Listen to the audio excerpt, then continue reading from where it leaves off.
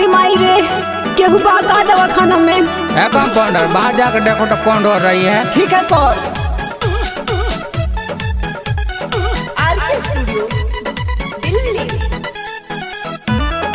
लड़की क्या हुआ, क्यों रो रही हो? अरे बड़ा तकलीफ बा, पहले डॉक्टर साहब के बुलावा ना। क्या हुआ हमसे बताओ। दुख भाई बाटे बड़े भारी, पकड़ाए ना के हो सब मारे। अरे माई हाँ दुख भाई बाटे बड़े भारी, पकड़ाए ना के हो सब मारे। तोहर चेहरा लागे नरम, पूरा देह बाबे गरम, डॉक्टर साहब से चल कल भेटे गोरी।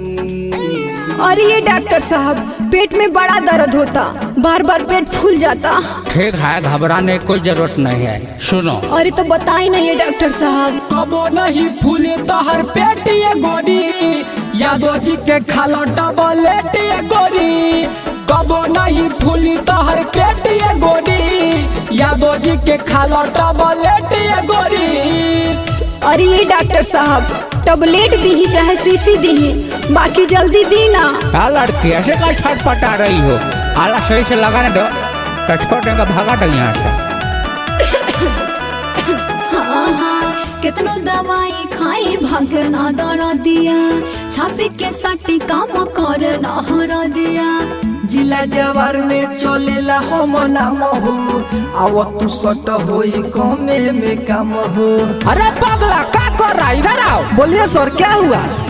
इसको हटाओ और उसको लेटाओ रे, क्या क्या है दिक्कत इनको हमको बताओ रे। ये सर बोलो। हमारा तो पते न चलता बीमारी इनको। तो इतना देर से तुम क्या कर रहा था? अरे ये डॉक्टर साहब हम बतावता ना। गपोयाला वाला गावस थर्मामीटर ना देखावस।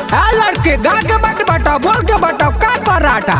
खाली देहिया पर गड़ाता रुइया नु हो।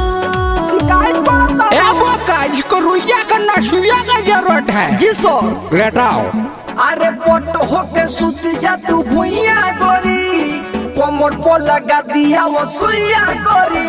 हाँ पोट होके सुत जा तू भुइया गोरी, कमर पर लगा दिया वो सुइया गोरी।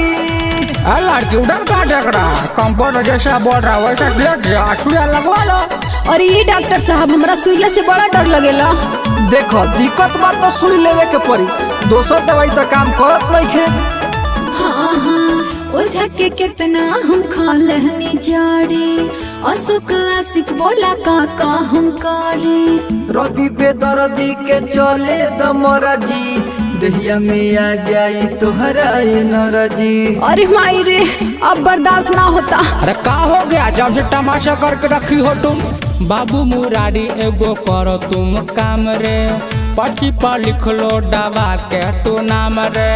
और नहीं रहुआ के जाओ दवा खाना, भेजा हूँ मैं जाके उसको बताना। जाओ जल्दी। ये सर उधारी दवा ना देवेला, पहले पैसा मांगेला। अरे मुँह मारो ऐसे डॉक्टर के, कहाँ आके फंस गई नी। हाँ अब दर्द ना सहला, कुछ कहलो ना चला, जान ले ले बकरे में कमेंट मोरे। अच्छा एक बार मुंह खोलो तो थर्मामीटर डाल कर चेक करते हैं। अरे थर्मामीटर ना लगाइए, कोई अच्छा वाला टॉनिक पिलाइए कि ठीक हो जाए।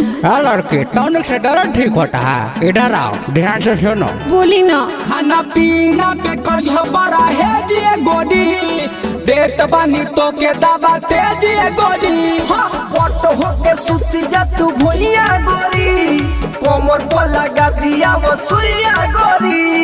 अरे कितना सुइया देगा बेहुदा, सुइया दे दे के जान लेगा क्या लड़की का। इसको गैस का प्रॉब्लम है, ये लो तीनों इनो मिला के पिला दो।